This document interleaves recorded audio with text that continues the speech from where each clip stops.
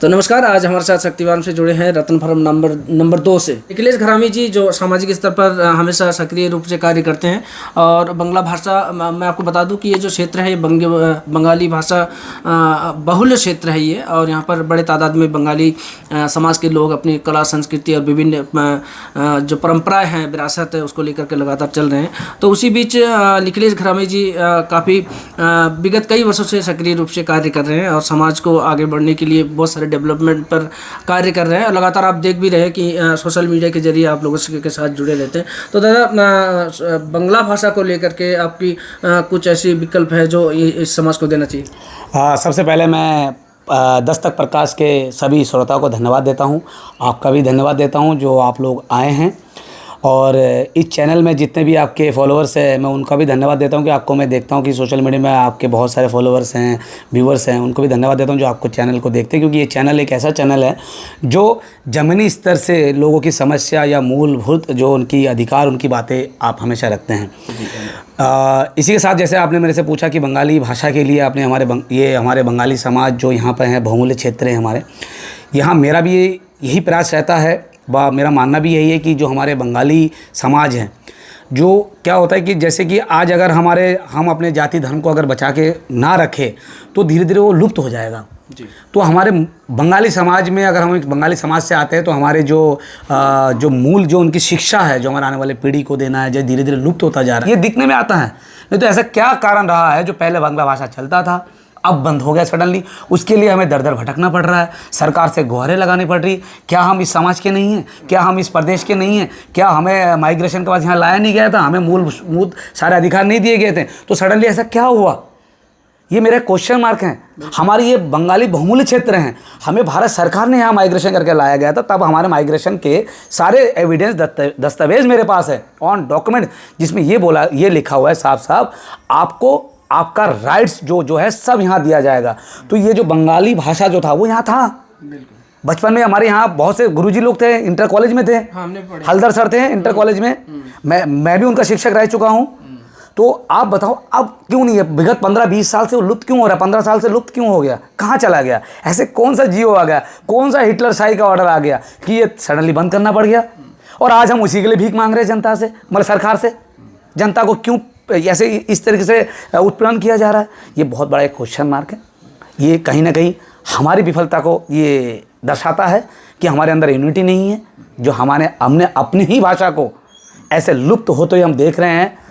अगर इस तरीके से हो जाएगा तो मैं समझता हूँ मेरा आने वाला पीढ़ी इसी तरीके से वो लुप्त हो जाएगा। देखिए, जिसमें यहाँ पर पुनर्वासित हुए थे तो उस समय बहुत सारी समस्याएं उनके साथ थी, हमारी पीढ़ियों के साथ थी। उन्होंने अपनी आजीविका के साथ साथ अपनी संस्कृति, अपनी भाषा को भी उन्होंने बचाए रखने की बहुत जद्दोजहद की है। जैसे यात्रा गान हुआ, विभिन्न तरीके के जो लोक संगीत है, कला है, भाषा है, उसको लेकर के लगातार चले भी हैं। और अभी की जो परिदृश्य, अभी जो बदलाव अभी आया है, डिजिटल युग हम कह सकते हैं, तो अभी जो हमारे जो नई पीढ़ी है तो उनको हम किस तरीके से जागरूक कर सकते हैं अपनी भाषा संस्कृति को लेकर? देखिए, मैं तो आपको प्रकाश जी मैं कहूँगा, जब माइग्रेशन हुआ था, अगर मैं वहाँ की बातें करूँ तो मेरे लिए थोड़ा सा होगा, क्योंकि मैं उसमें था नहीं, मैंने देखा नहीं। मतलब उसमें उन्होंने जद्दोजहद कोशिश की। जैसे मेरे नाना लोग, दादा लोगों से हमने सुना है कि बहुत ही जद्दोजहद किया। तीसरी चौथी पीढ़ी हमने जद्दोजहद करके, बहुत मेहनत करके मतलब यहाँ तक पहुँचे हैं।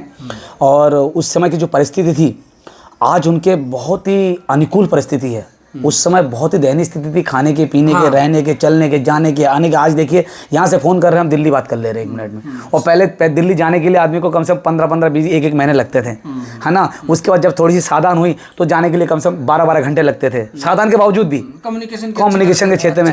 तो मैं उस पर तो ज़्यादा टिप्पणी नहीं कहूँगा, बहुत बुरी कंडीशन थी कि मैं तो शुक्र मनाता हूँ कि हम लोगों को वो देखना नहीं पड़ा। मतलब ये नई पीढ़ी को नई पीढ़ी को जागरूक करने के लिए, देखिए, हमें मेरा ये पर्सनल ये मानना है कि जो भी जनप्रतिनिधि है क्षेत्र के, समाज के, और जो भी जागरूक हमारे नागरिक हैं, उनसे मैं अपील करूंगा और आपके चैनल के माध्यम से कहना चाहूँगा, आप पार्टी से अलग उठ के आइए और अपने समाज को, हमें खुद को डेवलप करना है। वो कहते हैं ना कि बच्चा जब तक रोता नहीं, माँ भी दूध नहीं देता है। ये फैक्ट बातें हैं। ये जिसने इस मुहावरे को बनाया होगा, बहुत सोच समझ के बनाया होगा। आज मेरा समाज डूब रहा है, मेरा भाषा लुप्त हो रहा है, हम लुप्त हो रहे हैं, तो हमें आगे आना पड़ेगा। उसके लिए हमें छोटे छोटे स्टेप करने हैं, बहुत ज़्यादा नहीं, बहुत बड़ा नहीं। देखिए, छोटे छोटे स्कूल है, प्राइमरी स्कूल हो गया, आंगनबाड़ी स्कूल हो गया, हमारे सारे स्कूलों में एक बच्चों को रुचि के लिए हम कुछ किताबें उनको दे सकते हैं, या कोशिश करते हैं जिसको बांग्ला आता हो वो जाकर उन बच्चों को अगर दिन में हफ्ते में 2 दिन जाके एक थोड़ा सा अनुरोध करके एक्स्ट्रा टाइम देकर उन बच्चों को पढ़ा दे। कम से कम उससे क्या होगा, एक मेंटलिटी पहले चेंज हो कि बच्चों को भी चेंज हो कि हमारा एक सब्जेक्ट बांग्ला है।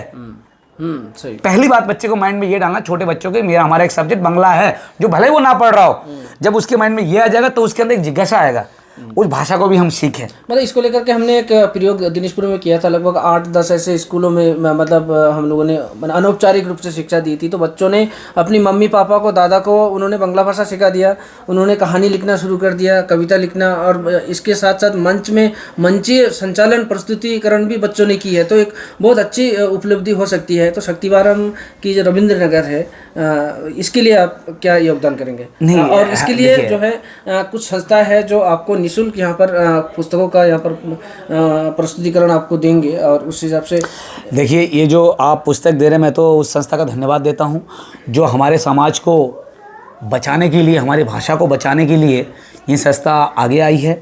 और जिस तरीके से आप लोग टीम में काम कर रहे हैं उसके लिए आप लोग सभी बधाई के पात्र हैं, धन्यवाद देते हैं। और आपसे मैं ये कहूँगा कि जो भी मेरे से बन पाएगा, जब भी जिस कंडीशन पे हैं, मैं आपके संस्था के साथ रहूँगा। और मेरा ये मानना है कि क्षेत्र के, हमारे शक्तिवारम क्षेत्र में और दिनाजपुर क्षेत्र में जो हम बंगाली बहुमूल्य क्षेत्र हैं, यहाँ की यूपी में भी हैं जो हमारे पड़ोसी है, वो लोग जहाँ पे भी, जैसे अभी हमारे यहाँ पे शीतला माँ, काली माँ के अभी कार्यक्रम होना है, उसमें भी बंगाली का जो नाट्यक्रम होते हैं, जो कार्यक्रम है वो भी रखा जाता है हमारे क्षेत्र में। जितने भी, चाहे वो निर्मल नगर कहीं है, चाहे आप राजनगर कहीं है, चाहे आप तो ये होता रहता। तो हम लोग, हाँ, बाउल संगीत जो हमारे कल्चर को वो लोग बचाने का अभी भी काम कर रहे हैं। अभी ये पीढ़ी जो अगर ये नहीं करती तो हम आगे वाले, अगर हम लोग नहीं करेंगे, आगे वाली पीढ़ी को हम इसको एक हिसाब से लुप्त ही कर देंगे कि ऐसा चीज़ें नहीं है, नहीं थी, कभी किताबों में पढ़ा जाएगा।